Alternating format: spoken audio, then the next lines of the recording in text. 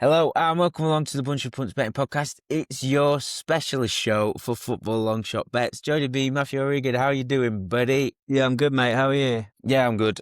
It's late in the day. I feel tired today, but I'm excited to talk some EFL and non-league long shots. You're just saying you found it a bit of a tricky slate. Yeah, I was chatting to Sam Ingram about it, and we're saying it's probably the third week in a row. You just look at the slate, and it's just, like even not just long shots. I found it very tough just to find usual, like normal EFL bets just for columns and that. I find it a very tricky slate again. Yeah, so it is international break, of course. So the Premier League's gone, Championship's gone. There's only 18 EFL games left. It's a slate shriveled like a pecker in cold water. Yeah. But there's loads of non-league.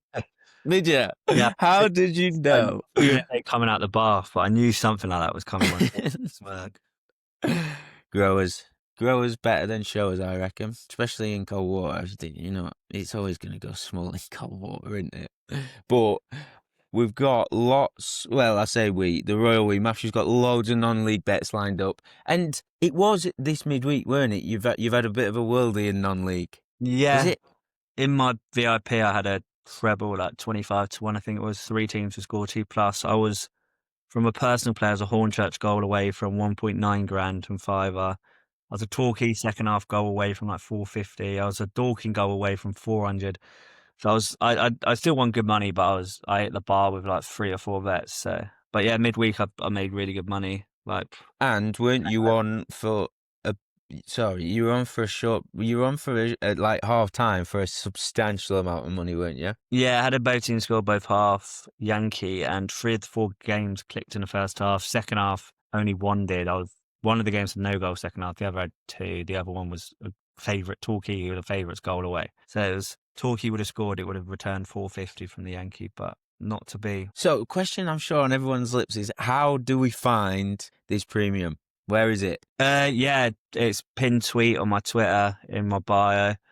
I tried to limit it to keep prices holding, but I've still got a few spots left. So if you're interested, drop me a DM. I'll show you the profit and loss and how it works. Link in my bio and pinned tweet. Yeah. Nice. I'm just having a look on Twitter now because the numbers first month. Is this the numbers first month? No, the numbers first month. This was the numbers from midweek. Yeah. 11.5 points profit in the midweek. Yep. Wallop, congratulations. So yeah, if you want to join that premium, it's on Twitter, on his pinned, and seems like a good time to transition into your non-league bets. You've got 7 picks from the lovely, weird and wacky, as you put it, in your new Sporting Life column as well, World of Non-League. So do you want to kick us off down there? Yes, I've gone, for my first bet, I've gone Carlisle. Well, both teams to score no.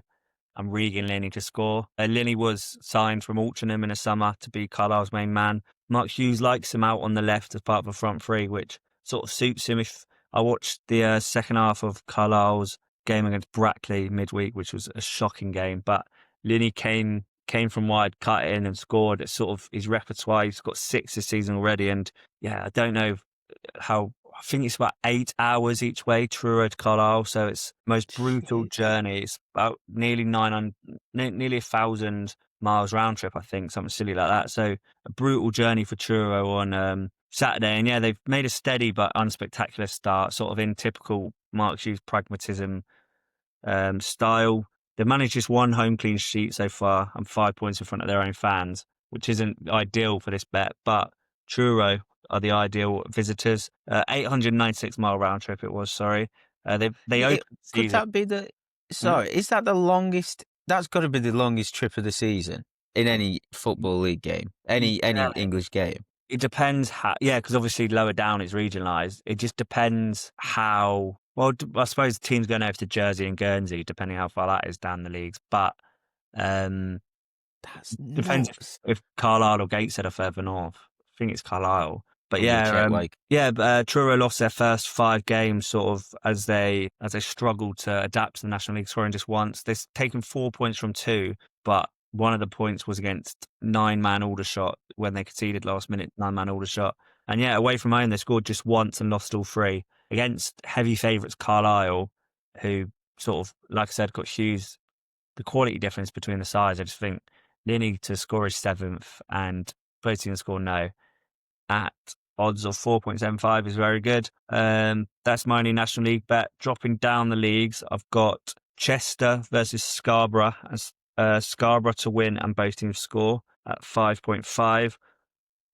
Chester's 2-1 defeat away at Worksop brought drama off the pitch as I think a fan broke into the tunnel area and got into the away dressing room and squared up to the manager and had to be restrained. Not a happy place at Chester at the moment. They drew 2-2 away at Fylde, who were good midweek, and that sort of steadied the ship. Both team score has landed in 5 of Chester's 7 matches, including all 3 at home. They've only drawn a blank in heavy away defeats of South Shields and Chorley, but clean sheets have eluded them completely. Scarborough are flying. Since losing on open day at title favourites Kidderminster, the Sea Dogs have rattled off 4 straight wins, scoring at least twice in each.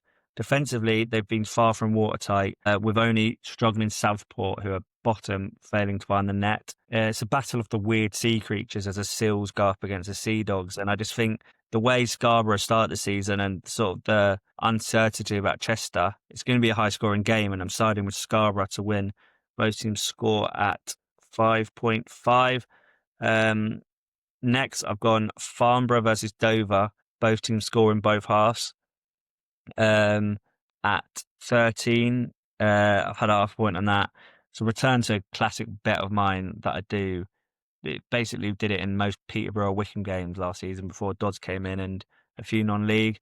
But yeah, Farnborough stunned Chelmsford in midweek, hitting 5 goals against a side usually built on defensive discipline. The 6th time both teams' scores landed in 7 games.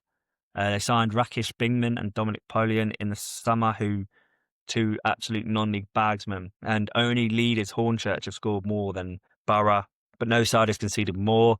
Spencer Day's got a threadbare squad, so they only named 4 on the bench the other day, so fatigue could come into it, so I can expect a fast start again. They're up against Dover, who were promoted sort of against the odds, really, snuck in on the last day in the playoffs and got promoted. And yeah, they've scored in every match. Both teams scoring overs, landing in 5 or 7. Only Eastbourne and Salisbury, who are both bottom 4 with the worst attacking records in the league, have failed to breach their defence. So it's 2 teams, similar level. Well, Farnborough a bit better. Yeah, just see goals galore coming. It would not surprise me to see a few early goals, and that sets you up perfectly for the second half. So yeah, both teams scoring both halves at 13s. Chippenham versus Hampton and Richmond. I've gone Hampton and Richmond win and both teams to score. So Hampton and Richmond are sort of, again, one of the favourites relegation this season, and Alan Julian's done brilliantly so far as they sit 3rd in the league. Their only loss came away at Maidstone 2-0, but they've beaten Dorking away 3-0, Dagenham and Redbridge at home 2-1, Ebbsfleet at home 3-2, and got a 2-2 draw against Torquay. Both teams' scores landed in the last 4. And yeah, they face a Chippenham side who are in the bottom 4 as it stands, probably going to get relegated, having lost 5 of their 7. Their losses have been sort of high scoring. Well, they drew 2-2 with Dorking, then lost 1-0 against Ebbsfleet. But since then, their losses have been a 2-1 loss against Weston, 2-1 loss against Chelmsford, 3-0 away at Hornchurch, and 3-2 at Slough. The only game they won was a drab affair, 1-0 against Worthing. So it's, yeah, 2 high scoring teams with Hampton going off as the underdogs because they're away from home. But yeah, again, I think Hampton and Richmond were too much for Chippenham. So win and both teams score at 5s. I've gone for Buxton win and both teams to score at 3.6 against Oxford. They're one of my picks to win the league, but the Stags have stumbled out the blocks and sit just 2 points above the drop zone. Still got faith in them to turn it round, but the early results are a worry. They play football, as I mentioned it in the pre-season magazine, they play football that's probably a bit too easy in the eye in non-league. We can compare them to teams like Alfreton, who are long ball. Hey, Sorry, no steady. disrespect. Billy Heath's just gone as well for them. But yeah, they 65% possession against Scarborough in the 2-1 loss, came away empty-handed. But yeah, Derbyshire's seen plenty of entertainment when Buxton play. Over 2.5 has landed in 6 of Buxton's 7 matches, including all 3 at home. Oxford City are level on points, but head and goal difference and are cut from the same cloth, with 6 of their 7 also hitting 3 or more goals.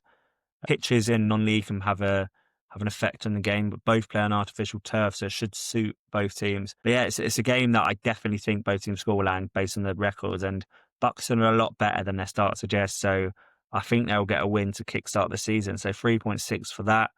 I've gone Chester, Scarborough, Hampton, and Dover, who I've mentioned, all to score 2 or more goals at 15.45. Half point on that. Keep it simple, really. Scarborough have scored 2 or more in 6 out of 7, whereas Chester have conceded that in 5 out of 7. Hampton have scored 2 or more in 5 out of 7, and Chippenham have conceded that in 5 out of 7, and the exact same for Farnborough Dover. Farnborough conceded that in 5 out of 7, and Dover have scored that in 5 out of 7. So, yeah, nice treble for Dover, Hampton, and Scarborough to score 2 each at 15.46. And finally, Dagenham versus Worthing to win and over 1. Dagenham are a side I've sort of got an agenda against this season, as they're a team I've been keen to take on. Before the season, I said their odds 2.6-ish to win the league was probably the worst outright I've ever seen in my life, and it's sort of come to fruition a bit. They're sat just outside the relegation zone with 6 points. They've only won once, and that came in dodgy fashion against Hemel. They've conceded 2+ in 5 of their 7, only not against Salisbury away, where it was 0-0, and the 2-1 win against Hemel, where, again, it was a dodgy decision to keep them in it.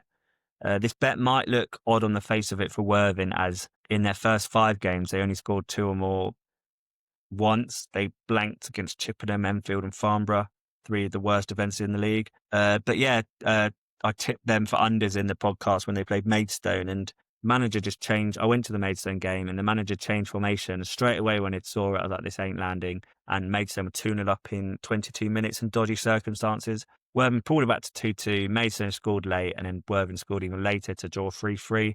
And then they scored 2 at home to Salisbury, another game I was at.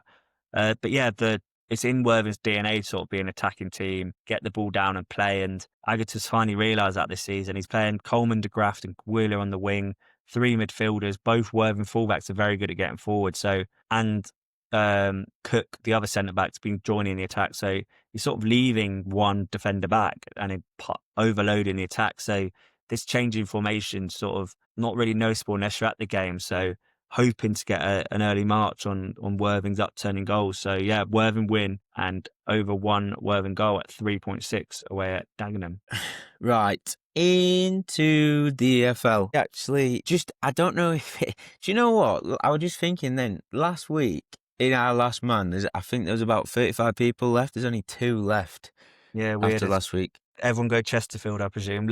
Most people went Chesterfield or a lot of Cheses. Forest or... Yeah, a lot of Forests. I went Millwall, and they got done by Wrexham. Yeah, Chesterfield. Man United in both my Prem ones, but Chesterfield in my big one. For a pot was 1,000. There was like 30 left. And then, yeah, Chesterfield buggered a load of us. It's sickening. But I don't know if the slate was... Yeah, it's fucking hard, actually, thinking about it. Anyway, enough waffle. I think Fleetwood's price is a little bit too big at Notts County. So Fleetwood have gone... They're 11-4, I should say, with Bet365. Slightly bigger with some other firms. But at 14-5, I just think it's a little bit muggy, but I just rather have the 2-goal security.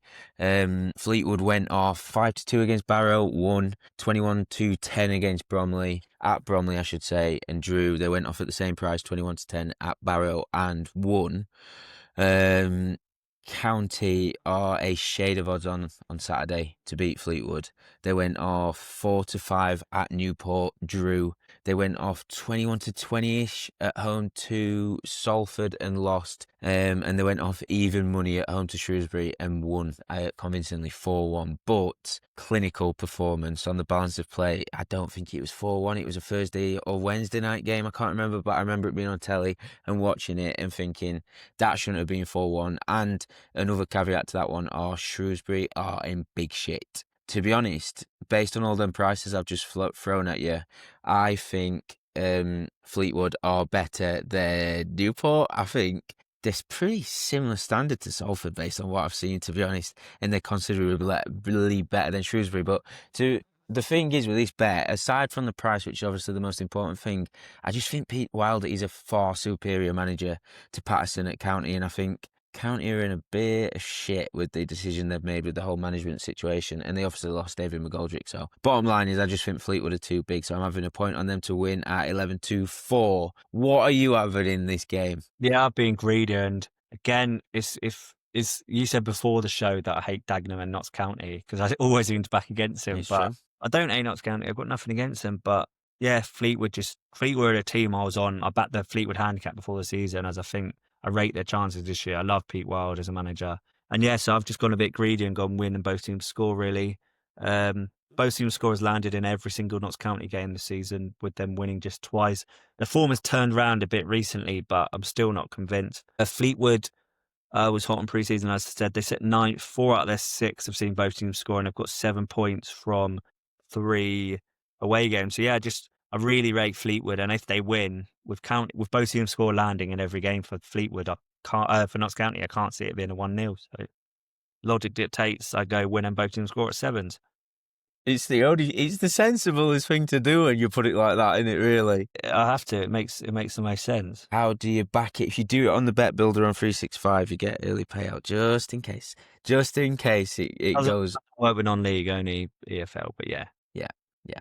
Do that. Do that, please. League One, another bet. To be honest, I like this team to win, but I wasn't going to include it in this podcast, obviously, because it's too short. But then when I thought about it, I'm just going to do it. It's 4.2, so 16-5 old money. Bet Victor, Stockport to win to 0 against Plymouth. And I would be fucking lazy, but I haven't really got much to say on this game apart from the fact that Dave Challoner is a vastly superior manager to Tom Cleverley. Like, they're not even in the same fucking universe, in my opinion, in terms of managerial ability and experience. So in a battle between these two, regardless of form, particularly recent form, I just think Stockport are going to be able to have Plymouth at arm's length, even though this is at Plymouth. In terms of form, Plymouth are in the relegation zone. Off the top of my head, I think they was around like 6-7 favourites for the title at the start of the season. Obviously, they came down from the Championship. They had a bit of squad churn. Miro Muselik, he went to Schalke, took one of the good defenders with him, I think. So they lost their manager, highly regarded, part of the almost great escape last season, and they hired Tom Cleverley, and I think it's a case of Cleverley that he was good at Watford because of the cliched he knew the club, but more in the sense that he'd been around the club for ages, he knew the squad, he had some sort of rapport with all the players and an idea of what to do, having been at the club when people had done an unsuccessful job around him. At Plymouth, new club, he is essentially on his own 2 feet in the sense that he's got to start from scratch, and I just think he's struggling. They lost 4-0 against Cardiff. Leyton Orient beat him 1-0. They beat Blackpool 1-0. Lost 3-1 to Barnsley on opening day, 2-0 to Bolton. Now, you look at those good teams, Bolton, Orient, Cardiff, definitely in that bracket. They've got Wellens, Cardiff's manager, BBM, he's inexperienced, but Wellens. And it's Schumacher in it at Bolton, 2 really experienced managers at the level, 2 decent teams. Cardiff have proven to be a fucking brilliant team, but I wouldn't focus. What I'm trying to say basically, I just wouldn't focus too much on Stockport's iffy start to the season.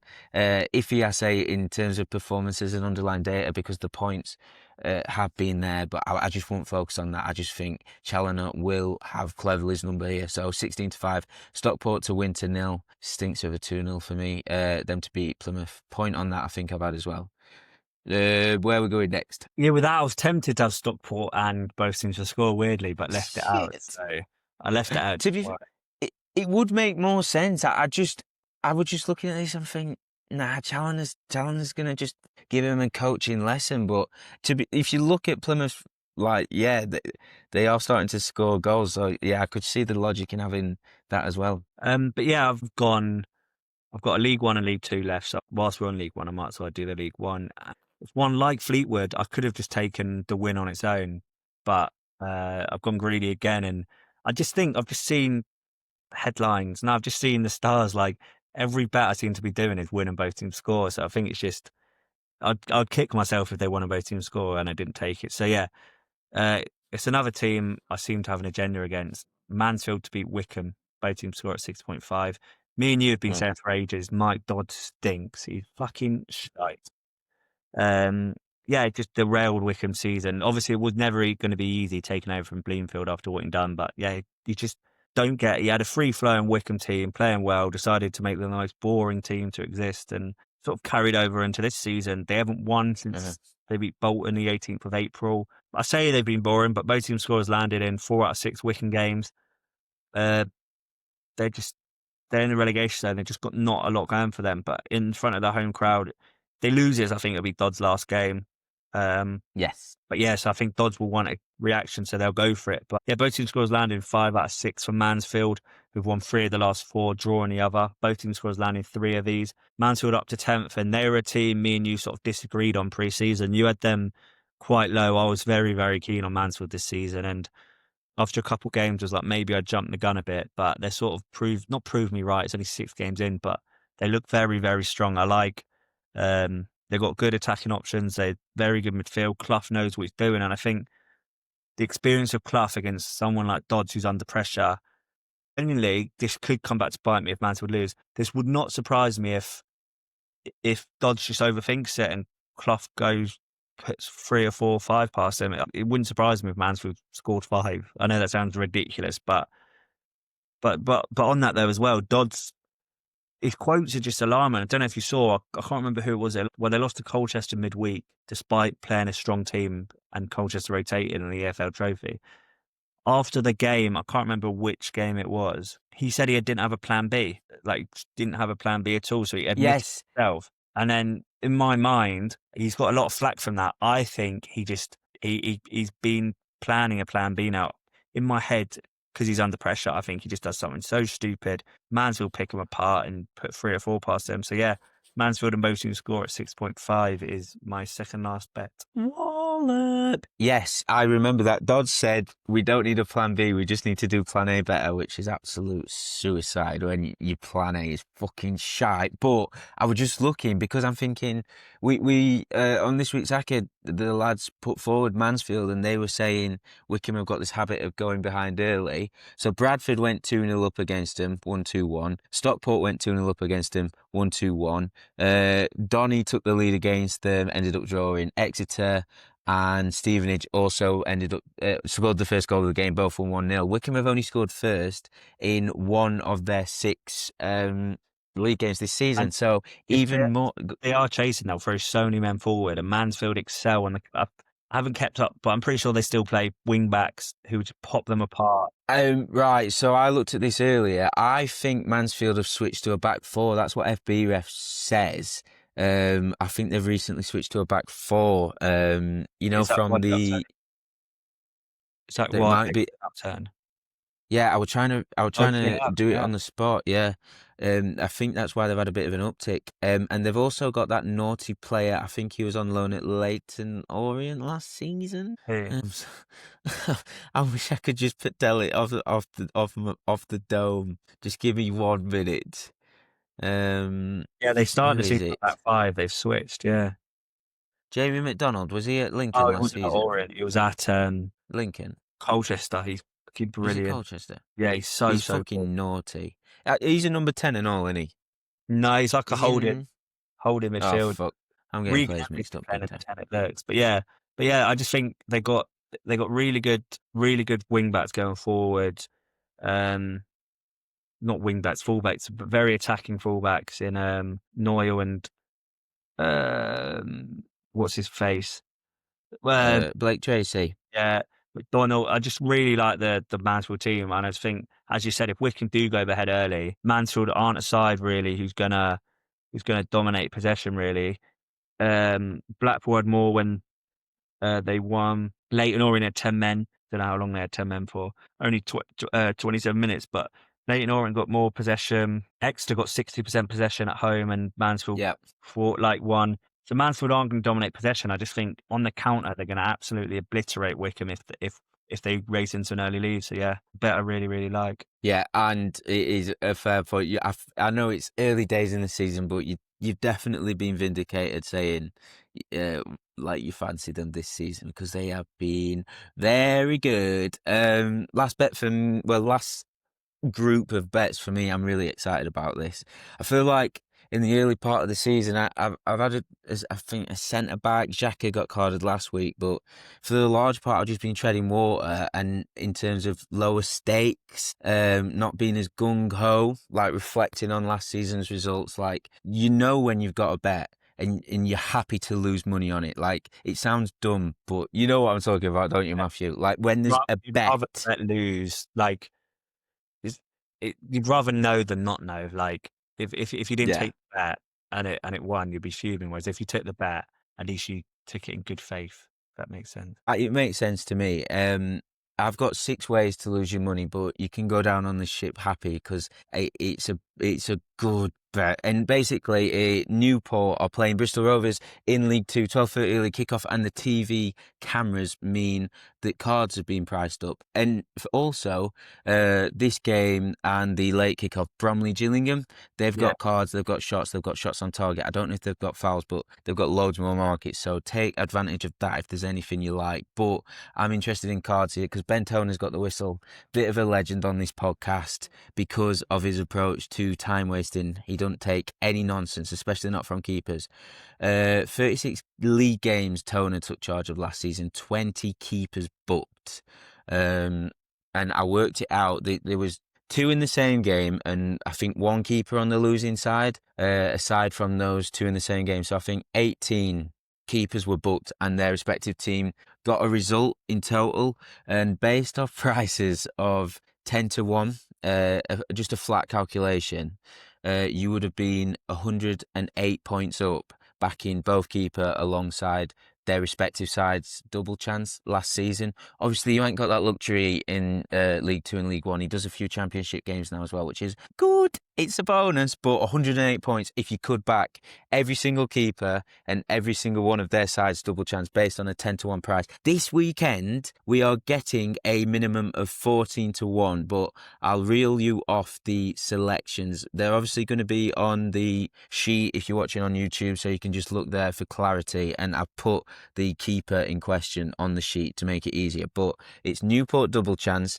and their keeper T. Zanev to be booked at 16-1. Newport win, same keeper at 33-1. I'm having a point on the double chance, half a point on the win, and I'm also chucking both keepers in to be carded at 90-1. Both keepers and the draw at 325-1. 0.1 of a points on those. I'll just reel them off because I'm that excited. I've just muddled this up completely. So the actual bets are Newport double chance to Nev. I'm going to call in their keeper to be carded at 16-1. That's a point on that with 365. Newport to win, to Nev to be carded 33-1, half a point on that with 365. And the flip, Bristol Rovers double chance and their keeper Southwood to be carded. That's 14-1, point on that. Bristol Rovers win and Southwood to be carded. That's 20-1, half a point on that. And then, as I say, if you just do both keepers, that landed in one of Toner's games last season, so 36. It landed in 1. So there's a chance. That's 90-1. I've had a 5 or so, 0.1 of a point. And if you do both keepers and the draw, which means all bar 2 of the bets will win, but this one will as well, it's 325-1. It's just got to be worth a point, a punt. Not a point. I've only had a 5 on it, but it's all about that referee. 20 keepers booked in 36 games. I forgot to add actually. He's done 2 games this season on the YouTube. The sheet will be there. They'll all be listed on there with the stakes, with the prices at the time of recording. What's your last bet, Matthew? Yeah, you were buzzing with that bet when you sent me it in midweek, and then didn't realise why, and then realised Toner in charge. So yeah, I like them a lot. My final one is in League Two. Familiar theme that I've done so far this pod is Chesterfield win and both teams score at Walsall. Chesterfield are, I think, best team in the league. Is it Bolton or Secca? I don't know. I think they're the best team in the Sorry league. to interrupt. Have you done Chesney to win and both teams to score? Yeah, 5.5, yeah. Oh, I had to write that down as Walsall. Sorry, carry on. That was close. Yeah, both team scores landed 2 out of 3 Chesterfield away in last 4 league. It's only landed 2 out of 6 Walsall, but they'll fancy their chances against a leaky Chesterfield defence who've just, I think it was 7-1 in whatever the pizza trophy, but yeah, it was a humiliating defeat, and they lost 1-0 to Grimsby at home also. I watched it and there's plenty of chances, so I just think chances at either end. Chesterfield are a brilliant team, so I'm taking the win and both teams score at 5.5. Voila! Lovely stuff. I think that's everything. We'll recap the bets in a second. It's just I've got to make the point. The locks of the week. The lock's been unpicked recently. We are 4 without a win, 3 losers, 1 void. So I was telling you about it a lot when we was winning. We have had our pants pulled down recently by whoever picks locks. Just under -2 points at the minute. And I was fucking sick at the weekend because I messaged you about Willisula committing loads of fouls, and I was like, oh, we sound, because I put that in the lock of the week, but I did Doherty instead. He didn't even fucking play. So typical. But there will be locks of the week this weekend, plus any bonus bets that we forgot to include or late entries that we fancy. See if our luck can turn around. But yeah, so keep your eyes out for that. That'll be out sometime tomorrow. Right, so before we go, can you recap your bets, please, Matthew? Yeah, so in the Football League, gone Mansfield to beat Wickham and both teams score at 6.5. Fleetwood to beat Notts County and both teams score at 7. And Chesterfield to beat Walsall and both teams score at 5.5. Remember, with these three, do it Bet Builder because early payout. Non-league have gone both teams score no and Regan Linney to score at 4.75 in Carlisle Truro. Buxton win and both teams score at 3.6 against Oxford City. Scarborough win and both teams score at 5.5 against Chester. Hampton and Richmond win and both teams score at 5 against Chippenham. Both teams score both halves at 13. Farnborough Dover, that's half a point. Dagenham and Redbridge versus Worthing. Worthing to win and over 1 at 3.6. And finally, I've had half a point on Scarborough, Hampton and Dover, all to score 2 or more goals at 15.45. Wallop, nice. Have had in League One, we'll start up there. Plymouth Stockport, I've had Stockport to win 2-0. Bet Victor, 4.2, a point on that. I've been less greedy than Matthew. I'm just having Fleetwood to win on the nose for their trip to Notts County in League 2. That's at 11-4. With Bet365, I've had a point on that. And then I'll read these slowly. In the early kickoff in League 2, Newport play Bristol Rovers, and I've got 6 bets. So it's Newport double chance and their keeper, I forgot how I said it, to Nev, 16-1. I've had a point on that with 365. They're all with 365. I've also had half a point on Newport to win, the keeper to be booked at 33-1. I've had half a point on Bristol Rovers to win and their keeper, Southwood, to be carded at 20-1. I've had a full point on Bristol Rovers double chance and Southwood to be carded at 14-1. And then I've had both keepers to be carded in a bet builder at 90-1 and both keepers to be carded and the draw at 325-1. 0.1 of a point on the last two. I know it's a lot of bets, but we've just got to take advantage of it. But don't as the ref. Right, that is everything. I think international break's fucked off next week, so we'll be back to a full schedule of Premier League and EFL and non-league, which will be lovely. Lock of the week, not so lock of the week, sometime tomorrow. So yeah, that's everything. Matthew, thank you for your time. Pleasure as always. Pleasure, and best of luck with all your selections. We'll be back next Thursday. Catch you on the Flippity Flip.